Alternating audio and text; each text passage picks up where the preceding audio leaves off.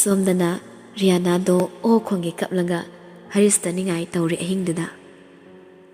Bek chare khangaba. Ai sigi phibum sibo yumda laigu hairoba. Ariba nang phatmane nang. Ai nu pamsilani. Nang ga manabi hanubira aribira magal heurona. Nang su bek chayeba. Akoi chanade exam ngambagi nang ga chapo charui haidana. Chaksari nang asia. Rihanna kaplambado second grade chap lepi. Aduga mukapai. Nachana pinangang mo walaron. Asengmam tangang daban. Ay nungsi hayo ba hay bani. Ay na nang ko isa kuire. Nungsi hay biyo ba. Exam beg chay hay babo hay sinero. Aseng bra hayro adu ni. Adu hay di hay no ro. Hoy ne. Chade ay na sinaba ni. Me exam fail already am chenay du ni. Adu ay so hay sinaba chance pang mari yengi tawba. Ariba nang di mayam ga sumana de. Na chindudagi aseng mo wasa amata thok trabani ba. Nang ga khoi chan ga se. Company ama khaktadagi semakpa product laba. Ado da taning de ko ngai ri her oba. Si hainanga Rihanna isege saglai sri tata da ke. Moi tamo khaktani ahina nungsiba. Moi tamo khaktani ahigi oiningba. Harisna. Hai kredak oh hasika ngang singse nupa sumba buksum he sumkreba. Mi class tip tagi head abani nungsiba se. Tambirak pani English have a subject to na. Director mung tai siliba. Phagira class tip director yung cho. Love story na wai charam ni. Jim de lagi wari The Gift of Maggie. Charlie Nancy The Grand Diver. Razen Binagi Kunung Sinado. Machagi maming pao akasni kaukrido. As a symbol of love. Aday Fatimagi nupagi mamingdo. Kaukrini. Ahing the desert fauraga nungsibi mahak pulaw balakrini. Asiguma nungsiba mayam sa tamu baday ay nungsiba masak kangkiba na haiban ang bo aribo. Haristo hakam awatsa lagayri. Toybiya tumninge nangwari do hayang musara siba. Tumo ko nang so. Tiengi tungano. Kaino nungsi hayamdri. Nungsiye ado yam nungsibadi natiba. Hayeng wa ay luhong ngalaura kanda yam nungsiye ko. Good night. Wagay manang hongdi patkaki. As yam nungari dorida mase. Mana chen mangari ngay ay nupa ato pa magtoriba. Ay nuwi na chen lagi na.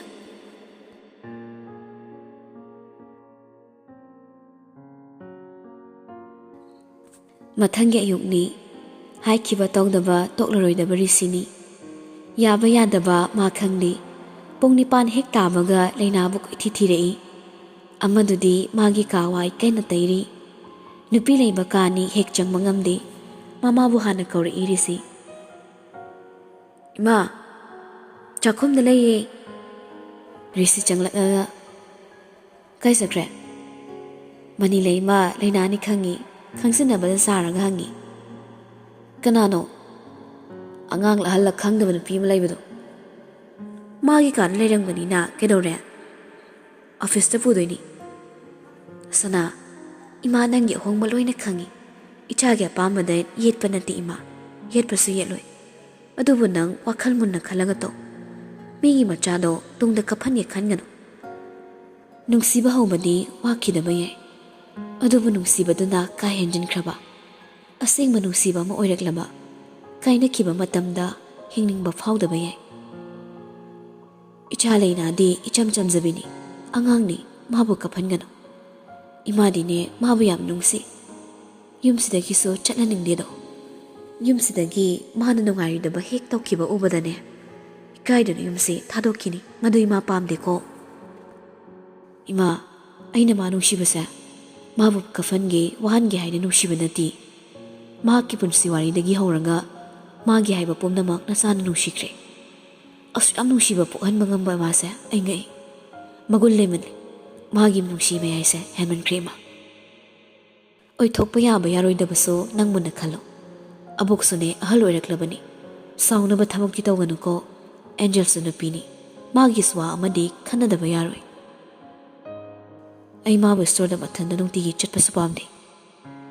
Hoy ni ꯑꯗꯨꯕꯨ ꯍꯥꯏꯕ ꯃꯨꯟꯅ ꯃꯨꯟꯅ ꯈꯜꯂꯒ ꯊꯕꯛꯇꯣ ꯇꯧ ꯍꯥꯏꯕ ꯃꯃꯥꯝꯆꯥ ꯋꯥꯔꯤ ꯇꯧꯔꯤꯉꯩ ꯂꯩꯅꯥꯕꯨ ꯀꯧꯔꯤ ꯔꯤꯁꯤꯗꯣ ꯇꯜꯂꯤ ꯆꯠꯂꯣꯏ ꯍꯥꯏꯗꯕꯗꯤ ꯅꯠꯇꯦ ꯍꯥꯏꯖꯩ ꯅꯟꯗꯅ ꯄꯨꯈ꯭ꯔꯦ ꯔꯤꯁꯤꯅ खरा किहन खरा चई माना हाइबा दुमक याहनमनी किगलेसु खंगबगी चांस तो लौरगा रिसिना लैनाबो इलाइ लाइना माना हाइबता याहनम ngami मदुगुम्बा कयादुननी रिसिबु ngahनबसो नुशियनबसो पामनबसो सेंगना हाइरंदी थबक लेबा नते लेनागी रिसिना थवैना मागी मनाक्ता पुनबगी पचिन थीदुना ओइदमा nganglibani अचौबा कंपनी अदुदा चंगलकपददी लेना अमुक्ता उद्रिबा अमुक्ता संग्रिबो ओइबना किजबगुमसु तौई ऋषिना मांग थारंगा चटपनी लेनाना कोयिंग येंगलगा मतुंग इन्नै लैरिबे स्टाफ नपी मयाम अतै अतोप्पा मयामदो लेनागा ऋषिगदा लोइना येंगनरई लेनादे मिटिंगदो हैनद्रा माले ऋषिगी तुंगदा नकना इनरंगा कोटकी मची अमदा यालई चलमबदो ऋषि ngaklamna yengthorei लेनादी बाप ओइहौदबनी ऋषिना यालुबदो ऋषिना येंगलगा लैरंबदोदा ज्ञान तारादुना फथादोरई हंदक्ति ऋषिना ओइना मखुत मचादो ता पाइरगा समलगा पुख्रे मयाम मांगनी काइना इकाइबगा लैते माय ऑफिस माय रूल हाइबसी ऋषिगी प्रोटोकॉल अमा लैजबनी थौसादी अकीबा लैते अहुबसिंगना हेनदो चाकनबा कलकनबा थबकनी माना तौरीबदो मतुंग इनरकपा लुकासती ममित लाउथोकलगा बिरजिता येंगलई ऋषिगी मओंगदुदा बिरजन इंगी तौरंगा लेहौरी मतुंग इनरकती अनिदो खकनी चंगकलिबा पाइरंब खुदांगदो थादोकनबा चिंगबा हौरई लेना ऋषि थादोकते मदुगी मोहत हंगलई कइनो खुद कनाय खुद हाइसे लेना येंगलई ऋषिदा केमतदे हाइदे ए ऐदे ऐगी नंगी खुदसे ऐगी खुबाक मनुंगदा लैयेसे खंगुद्रे पिकपसिदा लक्नरिबनी खंगी अदुबो साउनिंगलिरा साउसिनैरा पैथोई ऋषि नोकलंगा फागी तोंगिदा पोमथोकनो नुसिबे हेनगेले हराउजबे हाइदु यौरी ऋषिदे लैनाना मनाक्ता लैबगी कुइद्रे अनिदुना ऑफिस यौरकपदो चटकी हाइबा खंगदुना तानारकला माले लेनाद लक्नरिङैदुदनी थोंदु खंगांग हांदोकनगा एंजेलिना चंगलकपदो मखुत्ता इसिंग यावबा ग्लास अमसो पाइरई अनिदो बाप ओइहोंदे येंगदुना लैबनी खंगौदे मखुत्ता पाइरकपा ग्लासुदा यावरिबा इसिंगदो हैजिलकपा कलकपनि हेनमनख्रबदा फत्तबा अफबा खंथबा ngamhौदे मागी अनिंगबदो तौरगा लोइरे खंदुना इसिंग पिक थन्ना यावबा ग्लासदो ता पाइरगा लेनागी ममाइदा लंगसिलकपनी ऋषिना लेनागी खुदांगदो ता पाइरगा नाकन्ना खजा चिंथोकलंगा माना ओइना ओनसिलंगा लेनाबु कोनसिनबी हेजिलकलिबे इसिंग अदो ऋषिगी तुंगदा लोइना चोली खंगचिंगचिंगलगा कोनसिलकपदुदा लेनारी ऋषिगी मथबाक्तुदा वाइसिलुरबनी एंजेलिना साउना कन्ना लावी ऋषि नंग नेंगोना तौरिसे कइनो ऋषिदो तपथबा ngamdre लेना नाकन्ना थमलंगा ममाइदो एंजेलिनादा ओनसिलई मखुत खुद चाउदुना सापु कन्ना खुपांगना थाख्रे चैरे अमुक्सो अइना तौरिसे अइगे अपांबा नंग करी ओइदना इसिंग सेजिलिबनो अइ लेरिसे नंग कै वेन उगे इकायबा खंगद्रदी सिदगी हेना साथी साथीबा थबक तौरकनी लेनादो ऋषिगी सप्त्रदुदा याम कीने येंगली एंजेलिनादा सो अमु येंगजै करी वाबु हाइरुनी मतांगदुदा खंगजदे मादे पाखतपदी मसादु निकली एंजेलिना ममाइदो मखुतना पाइसिनलगा ऋषिदा पेना नमितिंग अमा येंगली मपी सिंथरगा हाइरई नपीसिगा नंग लेरइबा मरिसे कइनो मागिदमकला नंग नैगोदा खुथारिसे मानी माइदमकने नरम सत्तुगा हाइरदी हातोकलफो पेलोइ नंगदे एंजेलिनागी वांगांगदो लेनादी स्वाइलावी ऋषिदा फदिंगले ता ता खुमनबो होनजै एंजेलिनागी वांगदगी पाखुम इचे ऋषि लेनागी वादो फथली नंग वांगांग हाइदे एंजेलिनादो पेंदबदो मिनोकतो ओंथोख्रे मपीना ममाइदो पुंगचो चोटलबनी नंगसु नंगी बाबागी लिचतो यावी नत्रा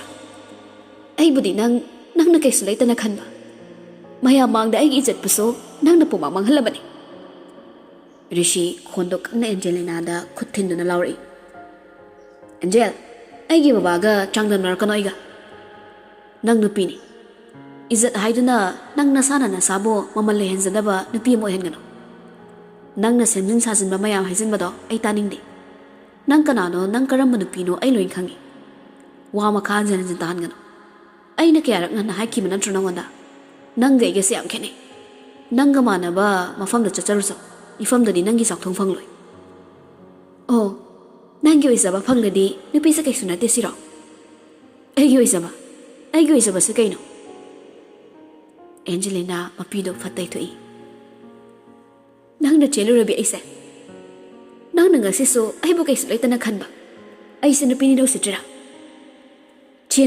ꯆꯦꯟꯕ ꯃꯗꯨꯗꯤ ꯅꯪꯒꯤ ꯄ꯭ꯂꯥꯟꯅꯤ ꯑꯊꯦꯡꯕ ꯄꯥꯔꯇꯤꯗꯨꯒꯤ ꯈꯨꯗꯣꯡꯆꯥꯕ ꯅꯪꯅ ꯂꯧꯈꯤꯕꯅꯤ ꯑꯩ ꯅꯨꯃꯤꯠꯇꯨꯗ ꯅꯪꯃꯛꯅ ꯑꯗꯨꯒꯨꯝꯕ ꯄ꯭ꯂꯥꯟ ꯁꯤꯜꯂꯝꯒꯅꯤ ꯍꯥꯏꯕꯒꯤ ꯊꯥꯖꯕ ꯂꯩꯇꯕꯅ ꯑꯩ ꯀꯅꯥꯝꯇ ꯆꯤꯡꯅꯈꯤꯗꯦ ꯑꯗꯨꯕꯨ ꯅꯪꯗꯤ ꯌꯥꯝ ꯄꯨꯛꯆꯦꯜ ꯄꯤꯛꯄꯤ ꯑꯣꯏꯔꯝꯃꯤ ꯑꯩ ꯅꯨꯃꯤꯠꯇꯨꯒꯤ ꯑꯣꯏꯅ ꯑꯩ ꯑꯄꯪꯕꯅꯤ ꯅꯪꯅ ꯍꯩꯁꯤꯡꯂꯤꯗꯨꯗꯒꯤ ꯑꯩꯅ ꯍꯦꯟꯅ ꯁꯤꯡꯉꯦ ꯍꯥꯏꯕꯁꯦ ꯅꯪ ꯈꯪꯗꯦ ꯅꯪꯒꯤ ꯃꯤ ꯂꯩꯕꯒꯤ ꯑꯩꯒꯤꯁꯨ ꯃꯤ ꯂꯩ ꯅꯨꯃꯤꯠꯇꯨꯗ ꯅꯪꯅ ꯇꯧꯈꯤꯕ ꯅꯪꯅ ꯁꯤꯟꯈꯤꯕ ꯄ꯭ꯂꯥꯟ ꯃꯌꯥꯝꯗꯨꯒꯤ ꯄ꯭ꯔꯨꯐ ꯑꯩꯒꯤ ꯈꯨꯠꯇ ꯂꯩ ꯑꯗꯨꯕꯨ ꯊꯧꯗꯣꯛꯇꯨꯒꯤ ꯃꯇꯨꯡ ꯌꯥꯏꯁꯅꯥꯒꯤ ꯋꯥꯊꯣꯛꯇꯨꯅ ꯑꯩ ꯇꯨꯃꯤꯟꯅ ꯂꯩꯁꯤꯟꯈꯤꯕꯅꯤ ꯁꯨꯞꯅꯇꯒꯤ ꯃꯤꯡꯆꯠꯇꯣ ꯈꯛꯇꯅꯤ ꯑꯩꯅ ꯃꯥꯡꯈꯤꯕ ꯔꯤꯁꯤꯒꯤ ꯑꯁꯦꯡꯕ ꯊꯃꯣꯏꯁꯤꯗꯤ ꯉꯁꯤꯁꯨ ꯃꯥꯡꯗ꯭ꯔꯤ ꯑꯔꯪꯕ ꯊꯋꯥꯟꯃꯤꯆꯥꯛꯀꯨꯝꯅ ꯉꯥꯜꯂꯤ ꯇꯁꯦꯡꯕ ꯊꯃꯣꯏꯁꯤꯒꯤ ꯃꯄꯨ ꯇꯁꯦꯡꯕ ꯊꯃꯣꯏꯗꯨꯅ ꯑꯣꯏꯍꯟꯒꯅꯤ ꯑꯁꯤ ꯍꯥꯏꯔꯒ ꯃꯥꯒꯤ ꯅꯥꯀꯟꯗ ꯂꯦꯞꯂꯤꯕ ꯂꯩꯅꯥꯗ ꯗꯥꯏꯔꯦꯛ ꯈꯨꯗꯣꯝꯕꯤ ꯊꯤꯜꯂꯒ ꯇꯥꯛꯏ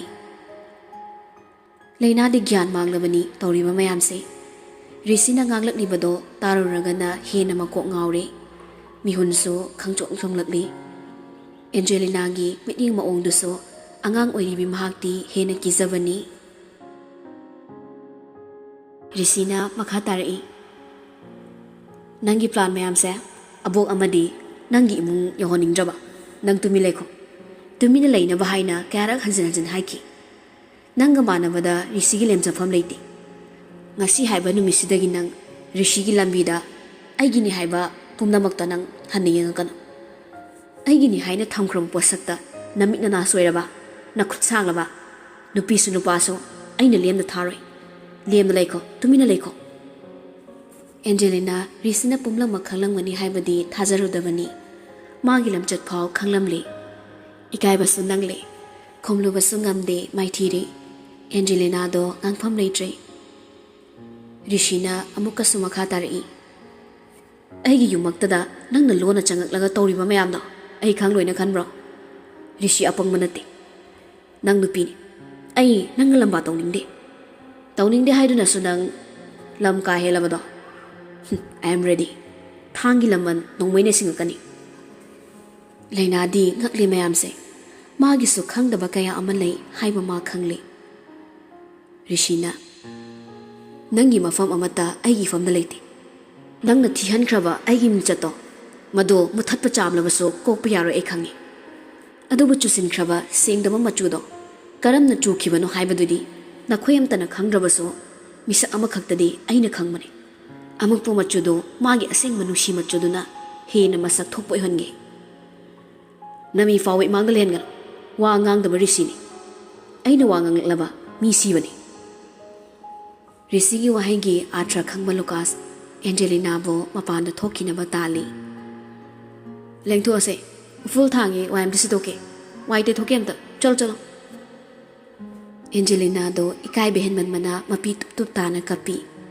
ꯇꯥꯏꯅꯐꯝꯁꯨ ꯂꯩꯇ꯭ꯔꯦ ꯃꯥꯒꯤ ꯑꯆꯨꯝꯕꯁꯨ ꯂꯩꯇ꯭ꯔꯦ ꯍꯩꯔꯦ ꯁꯤꯡꯂꯦ ꯈꯜꯂꯨꯕ ꯃꯥꯒꯤ ꯋꯥꯈꯜ ꯑꯔꯥꯟꯕꯅꯤ ꯀꯜꯂꯛꯄ ꯍꯦꯟꯃꯟꯕꯒꯤ ꯃꯥꯒꯤ ꯑꯣꯏꯅꯤꯡꯂꯨꯕ ꯔꯤꯁꯤꯅ ꯐꯥꯎ ꯃꯥꯕꯨ ꯏꯀꯥꯏꯕ ꯄꯤꯕꯗ ꯅꯠꯇ ꯍꯤꯡꯅ ꯍꯥꯠꯂꯝꯂꯕ ꯀꯨꯝꯕꯅꯤ ꯑꯁꯤꯃꯒ ꯀꯔꯤꯗꯕꯨ ꯈꯦꯠꯅꯔꯤꯕꯒꯦ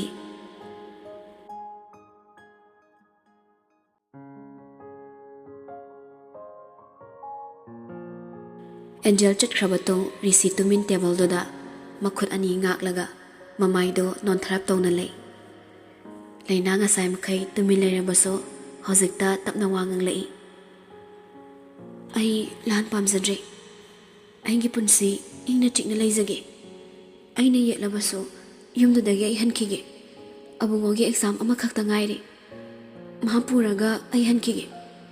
Iche Angelina na ay bulana lauro male. Ay haige ay singtoke sir. Non tharaga layram marisido fatyingi. Sauning madu handribani konkalap na layna bujeri. Wasa nang macem da khang manati. Nang wangangan.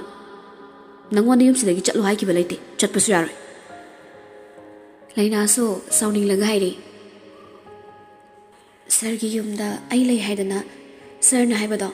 Adu khay ingadabani haibado di layna su yaroi. Ay na su yaroi. Nahan makhay iwangang draso sir na kudong chabalong na bagidamak.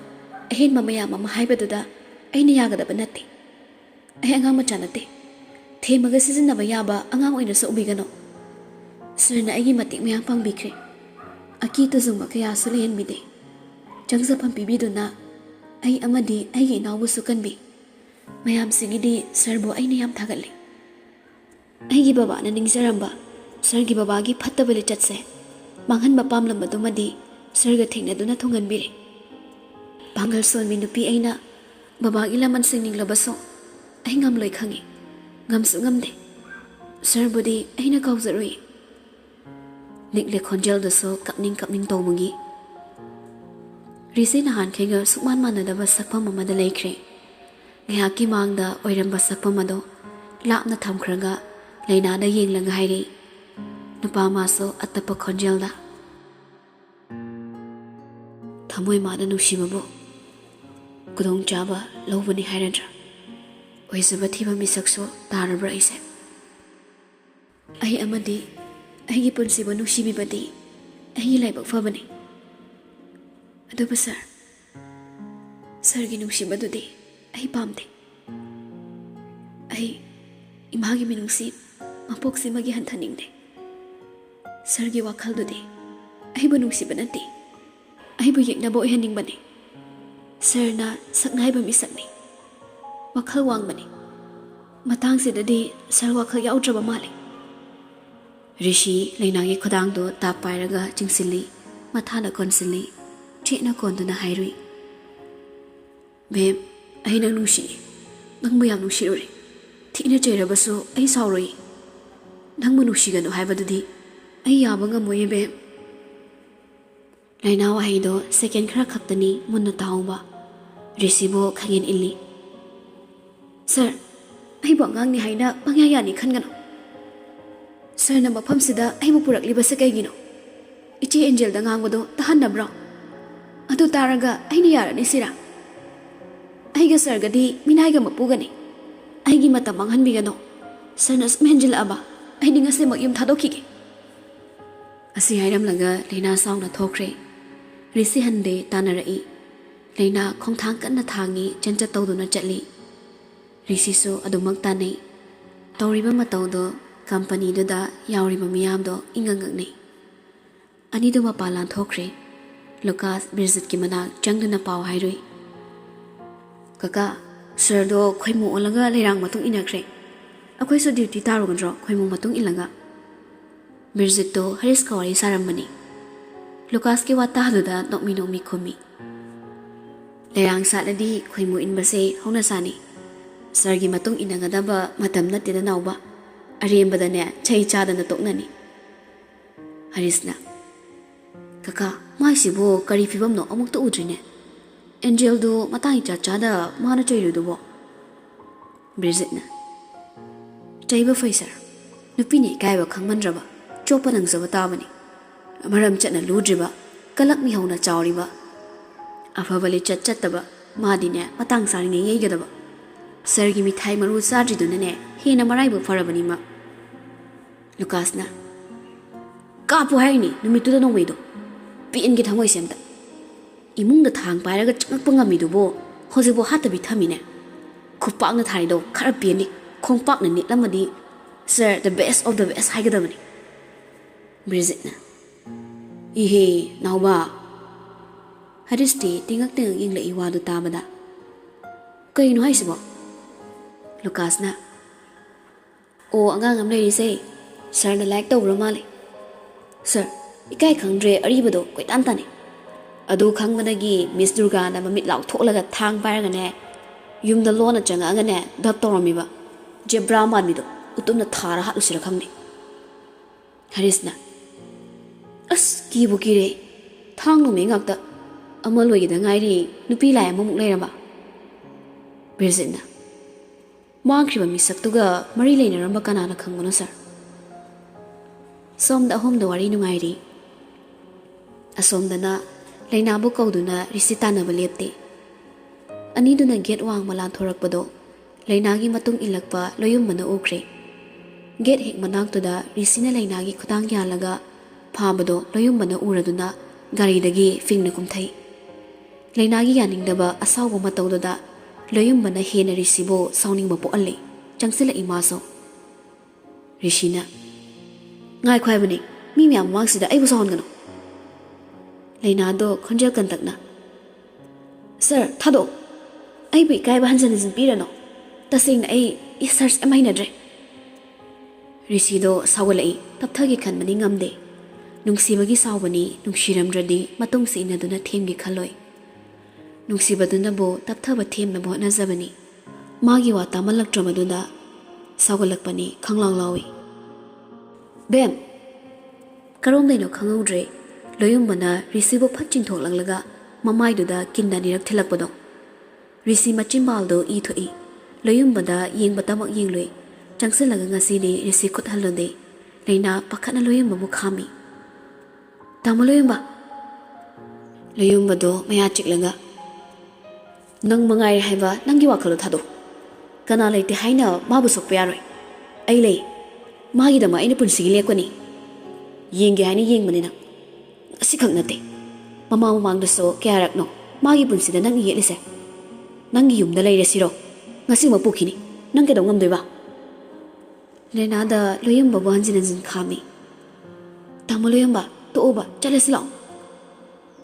Loyumba lenada onsilangairi nang su leo bayari mangtha asi am chakhataba mi si yumda nang lei bayari kana lei zadaba na tawdo mi mang thokan ai lei nangi dama ai lei. Leinado risida yengje rishi wagang dresakpamdo yengma ngamde machinbaldo so I thokle. Loyumba tawgi yauna leinagi khut samai leina ingangna loyumbana yengi risida su yengje mikuptugi oina wakhal thoktrema.